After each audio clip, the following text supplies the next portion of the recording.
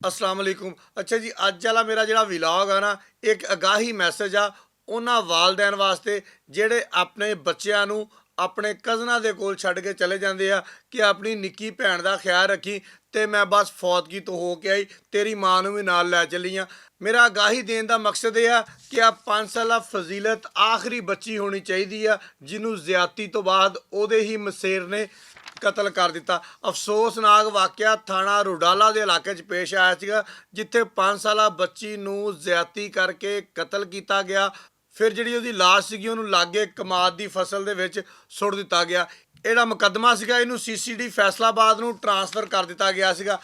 आज CCD फैसलाबाद की press release साढ़े सामने आई है तो यकीन करो कि एक बारी जिहड़ा कलेजा ना वो मूँह नूं आ गया कि एक 14 साला बच्चे ने अपनी 5 साला कज़न नूं ज़्यादती का निशाना बनाया, गला घुटिया, घुट के मारिया, मारन तो बाद उसकी लाश कमाद की फसल दे विच सुट्टी तो उत्थों आप गायब हो गया। बाद दे विच वालदैन दे नाल रल के उस बच्ची नूं लभदा भी रहा।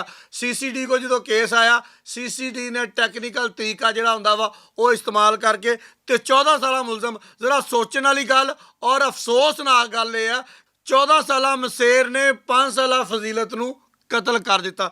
14 साला मसेर का नाम है जी बाबर, ये अब्बे का नाम है जी शहादत। हुण जनाबे अली आ CCD के कोल आ, CCD इत्ते तफ्तीश करती पई है। CCD का यह कहना वा कि जो DNA टेस्ट करवाया गया बच्ची का और मुलजम बाबर का DNA टेस्ट मैच कर गया। इस तो अलावा भी 2 मुलजम CCD ने और पुलिस ने अपनी हिरासत च लई रखे आ। उन्हां दा DNA टेस्ट जिहड़ा वा वो माइनस दे विच आया वा, लिहाजा उन्हां नूं हुण छड्ड दिता जाएगा। यह मुलजम का DNA टेस्ट जिहड़ा वा वो मैच कर गया वा, इहदे खिलाफ कार्रवाई अमल च लिआंदी जाएगी। अच्छा जी, जुर्म जिहड़ा ना वो कभी भी छुपिया नहीं हैगा। हुण जिहड़े मुलजमान इदां दी गल दे विच जाके एडा संगीन कदम चक लैंदे सी ना ते बाद दे विच नाल रल के लभदे भी रहिंदे सीगे, उन्हां वास्ते भी अगाही आ कि इंसान दे बच्चे बन जावो। हुण इदां दी गल नहीं जी होनी कि तुसीं ज़्यादती भी करो, कतल भी करो, बाद दे विच जनाजे भी पढ़ो, बच्ची नूं लभदे भी रवो ते तुसीं कहो कि असीं बच जावांगे। हुण टैक्नोलॉजी और CCD ते साडी जिली पुलिस जिहड़ी है ना वो बड़ा काम करदी पई आ। हुण उन्हां ने किसे नूं नहीं छड्डना। CCD दा कहना वा कि मुआशरे दे कमज़ोर तबकात बिलखसूस बच्चे जिहड़े आ ना कमज़ोर हुंदे आ, इन्हां दा तहफ़्फ़ुज़ जिहड़ा ना वो CCD दी अवलीन तरजीह होएगा। ਜਿਹੜੇ भी अनासर ਜਿਹੜੇ भी लोग कानून ਨੂੰ ਹੱਥ 'ਚ ਲੈਣਗੇ ਉਹਨਾਂ ਦਾ ਇਹੀ ਹਾਲ ਕੀਤਾ ਜਾਏਗਾ ਜਿਹੜਾ ਹੁਣ ਬਾਬਰ ਦਾ ਹਾਲ ਹੋਏਗਾ। ਲਿਹਾਜ਼ਾ ਤੁਹਾਨੂੰ ਐਂਡ ਤੇ ਫਿਰ ਗੁਜ਼ਾਰਿਸ਼ ਆ ਕਿ ਸਾਡੇ ਅਦਾਰੇ ਆਪਣਾ ਕੰਮ ਕਰਦੇ ਆ ਔਰ ਇਹਨਾਂ ਦੇ ਕੰਮ ਦੇ ਵਿੱਚ ਇਜ਼ਾਫਾ ਜਿਹੜਾ ਨਾ ਸਾਡੀ ਆਪਣੀ ਨਹਿਲੀ ਦੀ ਵਜ੍ਹਾ ਤੋਂ ਹੁੰਦਾ ਵਾ।